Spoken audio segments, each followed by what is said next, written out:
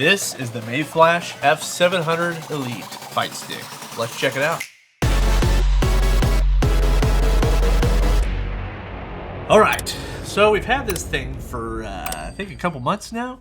Just been testing out, playing around with it. First impressions, we really enjoy it. So stick with us in this video because we're going to go through all this, but also show a bunch of tests between Bluetooth, wired connections, see if there's any timing difference, you know, yes, like actual try and get real results. Scientific with it, you know, how quick the buttons react. And any latency. On screen, yeah. So we're going to go through that here in just a little bit, but first. Already. Sorry that I just shook everything, but look how, I didn't know look how well it's. Oh yeah, yeah, it does have good grip. Very good grip. So if you're gonna play it on a table, it's gonna stay. It is. That's very good gripability. Yeah. Like if that was a tire on a car, you could get through snow. You'd be able to all drive. weather. Has a good weight too. I wish we had a little weight thing, but that's solid. It is. It's heavier than I expect. Yeah. This thing does work with multiple things, by the way. Sorry, go ahead. Oh, I was gonna say, speaking of the grip, you know, a lot of gamers like to play it. Oh yeah. On there, so we're gonna have to test it on the lap as well, see if it's lappable. Yeah. Oh yeah, it's lappable, all right. I wanted to hear what you said about the shorts. Look at these Adidas. These are slick. They're gripping. It's just the shorts go with it. The shorts are the slippery part, not the. No, it's gripping to the Adidas shorts and the. Yeah. So you heard it here. If you're a professional gamer, don't wear Adidas shorts. Not in tournaments. Think about you're in a tournament, okay? Your life is on the line. Yeah. You're about to go to the top 8. And you're really getting into it. How would you play? Yeah, and it sticks to the pants, right? This is designed to work with multiple devices from your Apple products, your PC, Nintendo Switch, PS5, PS4, I think even PS3. That is correct. Retro, which I don't even remember what that does. Sorry. Yeah, it works with everything apparently except for Xbox. I want to see if I can try and make it work. They do have an Xbox version, actually. So this thing, that's the big appeal for me, at least, was the Switch portion, because I already have other fight sticks, or we do at least. And so, you know, I was already skeptical on the Bluetooth, how well it was going to work, because like I said, sometimes I just want to sit back in my bed or whatever, not have to worry about the cord. I will say, I know we're going to actually test this, but from what I can tell, I can't notice any latency from doing Bluetooth, which I was really happy about. Okay. Because on Marvel vs. Capcom 2, you have to be pretty precise on your combos. And yeah, it's worked out really well, so that part's awesome. It obviously does come with a cord. Then you pop this open. Yeah. So you got this to do wireless on your PC. Eh? Yeah. Yeah. Then of course you have your Bluetooth for your Switch. Now, one thing that Victor actually pointed out to me, which I think was smart to notice, is that this is not detachable. So, in other words, if you do maybe have an issue with your cord, this can't come off and be replaced, as far as we can tell. Oh, you're saying the cord is not detachable? Yeah. I thought you were talking about the door. Now, some people might like the fact that, okay, well, at least I know it's not coming loose. And I'm not saying you will. I would think with this, with it being plugged that way, going this situation, you wouldn't have gotten it pulled loose. Now, granted, even if it did break, you could do wireless still. Yeah. But probably not charge it. So I guess that doesn't really help you. Yeah. This is about 14.5 inches across, by the way. And let me just double check that just to make sure I was correct on that. Yeah, we got about 14.5 across. Yeah. We'll just do the depth while we're at it. Why not? And then we got about 9.5. Yeah. How thick? Do you want to... Oh, it's thick. It's thick, all right. And about... Two and 3/4. Yeah, there you go. That's good. So this actually, they come with the regular F700, not the Elite version. That is $150 without the sand wash stick and buttons. This one is $180, but actually has the sand wash sticks and buttons. To me, $30 seems worth it. Instead of, and you could swap that stuff out, but I personally was like, I'm going to spend just the extra to already have it in there. To just, yeah. I think that's worth it. And $150 to $180. Well, yes, it's a difference. It's a little extra money, but like I feel like when you're already spending $150, $180. That's how I feel. The better sticks in. But you guys can make a choice yourself. But to me, for this $180, dude, you've seen some of our other sticks we have here. Those are around the $300 price range. Same sticks and buttons for the most part. For me, and once again, we're gonna dive into the whole latency part. For what you get with this, though, for the price, is really incredible. It's hard to recommend or not recommend it just based on that alone for the 180. It does have a little headphone spot. I have a mic mute and on button. Which is cool, so that means you can play, talk, do some chat. Yeah, let's actually try this out to try to check some latency issues to actually get that perspective for you guys to see if there is a difference. But so far, I'm a huge fan overall with just what I've had experience-wise with it. So let's test it out.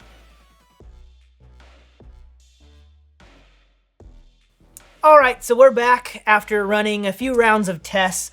What we did was we set up a camera at 120 frames per second in 4K, and we filmed the Nintendo Switch screen. We filmed it docked. We filmed a PC in multiple different modes. So like with Bluetooth, the wireless dongle, wired directly. We want to see just visually which one responds quickest. So we're gonna go through this just to see. So like with this, if we just go, I'm pretty excited about this, and hit go.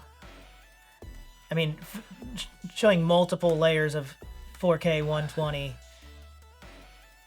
Okay. I don't think you can really tell much of a difference here moving that. So again, this is 120 frames per second, slowed down to 24 frames a second so that you can see it in. Do you want to explain how we lined this up? And we lined it up based on the audio, so the actual sound of the click. Yep. So, and I also visually looked and made sure the hands seem to be moving. So if we go frame by frame here, you know, and you look. Makes sense. So wired's first. Wired looks like it's hitting first. Like you can actually tell. Boom, wired hits.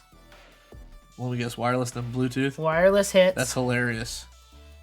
And then Bluetooth, yeah. Wow. That's to be expected. Yeah. And then if we go over here to the Nintendo Switch results, I think things get a little bit interesting with the Nintendo Switch.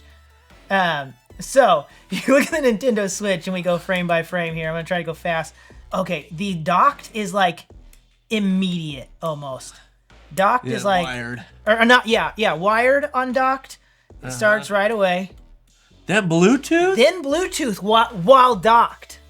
That's interesting. So we did the Bluetooth while the Switch was docked into a gaming monitor. Yep. 240 hertz gaming monitor. And oh, there's a big difference. And then this is what really gets fun. I kind of could tell while I was lining this up. We keep going. The wireless dongle takes a while. It's about even with the Bluetooth. But what's weird, our Bluetooth handheld. This is running down here into the handheld being Bluetooth. So just the Switch's screen, which I expected to be. Yeah. I expected it to be the slowest because not only are we running a wireless version that is going to have some latency to some extent, it also, the Switch's screen is not known to be a super fast screen in the first place. It's weird that the wireless dongle. They're really far off, though. A lot more do drastic than I thought. PC was pretty close. Yeah, everything was pretty close in PC. I mean, if we put these at full speed. Here, can you do it frame by frame one more time? I'm trying to keep my eye on this. Okay, there's the wire docked.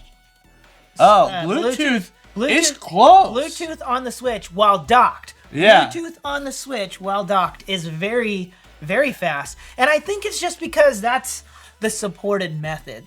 The Switch isn't gonna expect you to use a dongle. And this looks like where PC was, though, right? Yeah, I would say that's comparable. So, I think that's fair because I have to admit, when I'm playing, it's hard to tell, at least from Bluetooth to.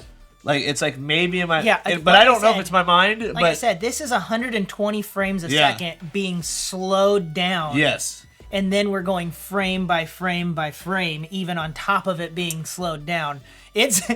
We're watching this in ridiculous slow motion. If you watch this in real life, none of them would look even slightly different. Yeah, so I'm not missing combos. So, that's good, but that is still interesting. So, clearly, you're going to a tournament... Yeah, use the wire. Always go wired. But wired one in both situations. It is cool, though, because this is also just showing us kind of what we knew. Yeah. But it's also kind of impressive. Yeah. The wired. Granted, I think the whole point of Bluetooth is for the Switch also. Mm-hmm. But that is interesting that it's so much slower on the screen versus dock. Were you expecting that big a latency difference between on handheld and TV? No, I know it was all yes. I mean, but you are saying the PC we were using is running on a, what was that, 240 hertz screen? I don't know. I don't know what the game was set to though, but I mean, we are working with a much better screen when we had it docked and when we were running PC. I didn't know we would see such a significant difference from someone just placing it on a table and playing. And that, because you probably would feel the difference. Maybe. Yeah. I imagine this is a fast-paced game. I remember when doing the tests and watching you hit the buttons and you thought filming. Right away, right? I said all the others. I was like, we're not going to be able to see a difference. This is so close. And then when you switched it to Bluetooth on it's switched in handheld mode, I remember I did say to you, "Oh, I definitely think that's different. That looks slower." Yeah, that's interesting. But still, guys, those results are really fun though, just to see, because we had no idea just to see that. But I will say, at least in real time playing it, especially on the Bluetooth, I'm impressed how well Bluetooth worked. And it's like I said, especially if you're just trying to play the comfort on your bed or couch, you don't have to worry about the length of the cable. It works well. It's not unplayable. Yeah, by any means. It works well. Overall, there's a lot to like about this. And I like it. Yeah, right. That's it. Yeah. No, for me, it's $180. Okay. Sanwa buttons and sticks.